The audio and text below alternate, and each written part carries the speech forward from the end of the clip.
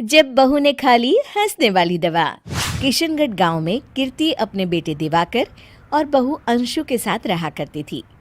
तीनों बहुत ही हंसी खुशी अपना जीवन व्यतीत कर रहे होते हैं। अरे बहू, आज खाना मैं बना देती हूँ।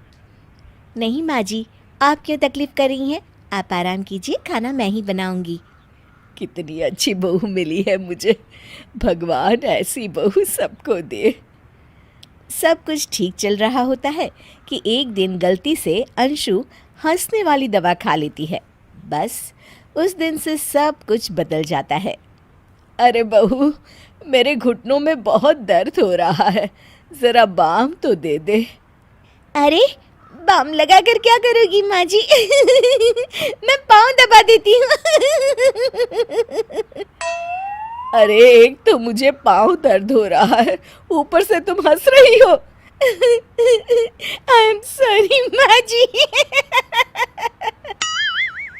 अरे फिर से हंस रही है, जा तू मेरे कमरे से, मुझे तुझसे बात नहीं करनी। हे भगवान, ये क्या हो गया? अब माँ जी क्या सोचेगी? 2 दिन बाद कीर्ति घर में किटी पार्टी रखती है। उसकी सभी सहेलियां घर आने वाली होती हैं। अरे बहू, मेरी कुछ सहेलियां आज दोपहर को घर आने वाली है। आज कुछ खाने में अच्छा सा बनाना। सहेलियां?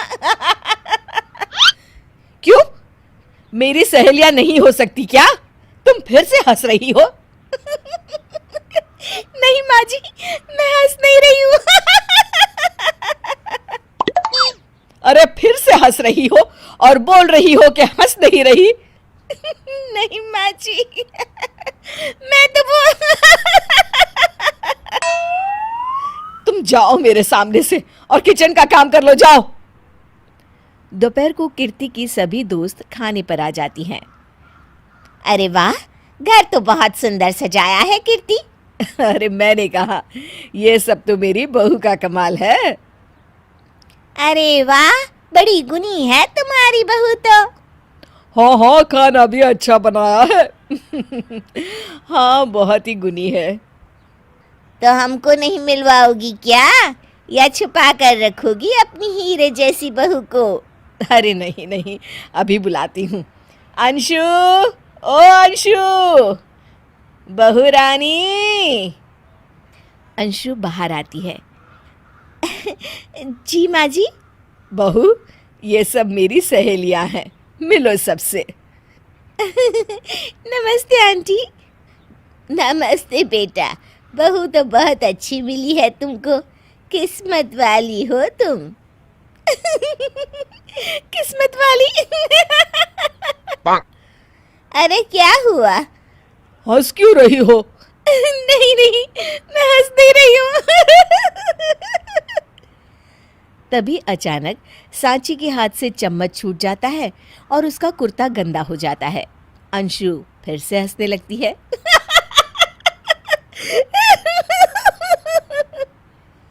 इधर सब सहेलियां गुस्सा होकर चली जाती हैं। कीर्ति भी नाराज होकर अपने कमरे में चली जाती है। हे भगवान, ये मैंने क्या कर डाला? इस तरह से तो माँ जी और उनकी सहेलियां नाराज हो गई। अगले दिन, बहू, ओ बहू, किधर हो? जी माँ जी। जल्दी से मेरे साथ चलो, पड़ोस वाले शर्मा जी की हार्ट अटैक से मौत हो गई है, उनके घर बैठक के लिए जाना है। अंशु तैयार होकर आ जाती है। थोड़ी देर में दोनों शर्मा जी के घर पहुंच जाती हैं। वहां पर सब रो रहे होते हैं। कीर्ति शर्मा जी की बीवी के पास बैठकर उन्हें सांत्वना देने लगती है। बड़े अच्छे इंसान थे मेरे पति। अच्छा।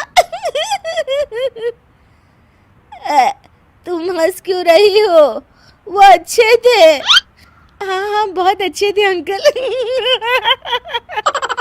अरे अंशु, हंस मत। माँ जी, मैं हंस नहीं रही। मैं तो आंटी जी को बस दिलासा दे रही थी। सब औरतें अंशु की इस हरकत से हैरान हो जाती हैं। कीर्ति भी बहुत शर्मिंदा होती है और वो अंशु को लेकर फटाफट घर लौट आती है। अंशु, क्या हो गया है तुझे? हंस क्यों रही थी तू वहां पर? नहीं बाजी, मैं तो बस अरे तो फिर से हंस दी। जा तू अपने कमरे में, मुझे तो तुझसे बात ही नहीं करनी। मेरा बेटा ही तुझसे बात करेगा अब। रात को जब दिवाकर घर लौट आता है तो कीर्ति दिवाकर को सब कुछ बताती है। ठीक है माँ, अब फिक्र मत करो, मैं अंशु से बात करता हूँ। दिवाकर अपने कमरे में जाता है। जी आ गए आप कैसे हैं? मैं तो ठीक हूँ, बस सर में हल्का दर्द है। सर में दर्द अरे इसमें हंसने की क्या बात है? नहीं, मैं हंस नहीं रही हूँ मुझे तो फिक्र हो रही है आपकी एक तो मेरे सर में दर्द है, ऊपर से तुम हंस रही हो। अरे कैसे समझाऊं मैं आपको मैं हंस नहीं रही अंशु, तुम इस घर से चली जाओ। माँ ने मुझे बताया जो भी तुमने शर्मा आंटी के घर किया, और किटी पार्टी में भी। नहीं जी, मैं ऐसे नहीं हूँ तो अभी क्या हुआ था? क्यों हंस रही थी तुम? रुकिए मैं आपको सब कुछ बताती हूँ आपको सब कुछ। अंशु डायरी में लिखकर दिवाकर को पढ़ने देती है। कुछ दिनों पहले मैंने गलती से हंसने वाली दवा पी ली थी, जिसकी वजह से ये सब हो रहा है। इसका असर कुछ दिन और रहेगा। अरे तो तुमने ये सब पहले क्यों नहीं बताया अंशु? वो मैंने माँ जी को बताने की बहुत कोशिश की मगर उन्होंने सुना ही नहीं अरे ठीक है, मगर वादा करो जब तक दवाई का असर ठीक नहीं हो जाता तुम घर से बाहर नहीं जाओगी। नहीं जाऊंगी और हंसूंगी तो बिल्कुल नहीं लो, तुम तो फिर से हंस दी